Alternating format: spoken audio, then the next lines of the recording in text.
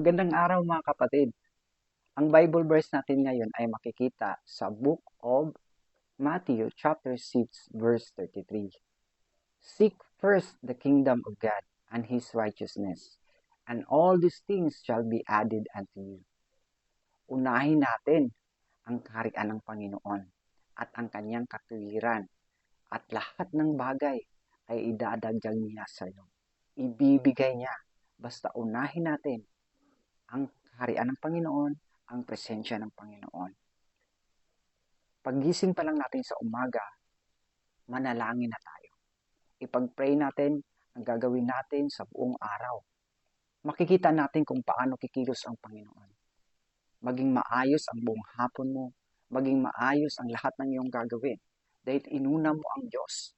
Hihingi tayo ng wisdom, knowledge, na lahat ng ating gagawin sa araw na to, ma-order lahat. Ang Diyos ang nagbibigay sa atin ng wisdom na nanggagaling lamang sa Kanya. Kaya ito ang salita ng Panginoon na muli na ni-remind niya sa atin na seek first His kingdom and His righteousness. Hindi lang yung kingdom, hindi lang yung king, pati ang Kanyang katuwiran. Para lahat ng bagay na hinihingi natin ay kaya niyang ibigay. It will added unto us basta tayo lang maniwala sa Kanya.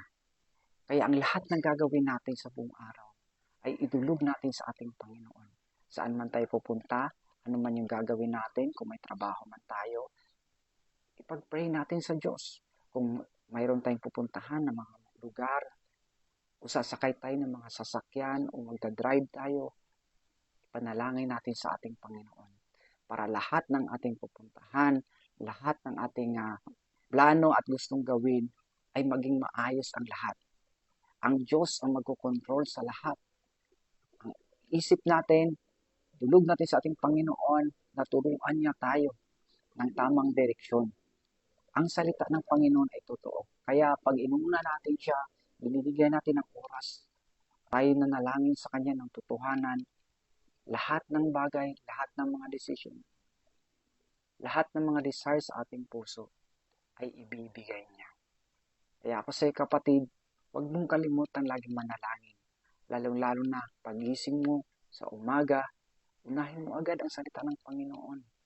Huwag mo munang kunin yung cellphone. Kapatid, manalangin muna tayo. Unahin muna natin ang Diyos.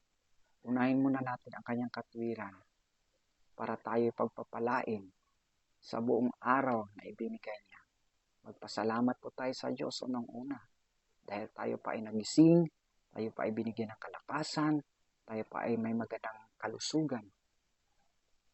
Kaya yun po ang paalala natin sa araw na to. Salamat kapatid sa iyong pakikinig at tuloy kang pagpalain ng ating Panginoon. God bless you. See you sa ating next video.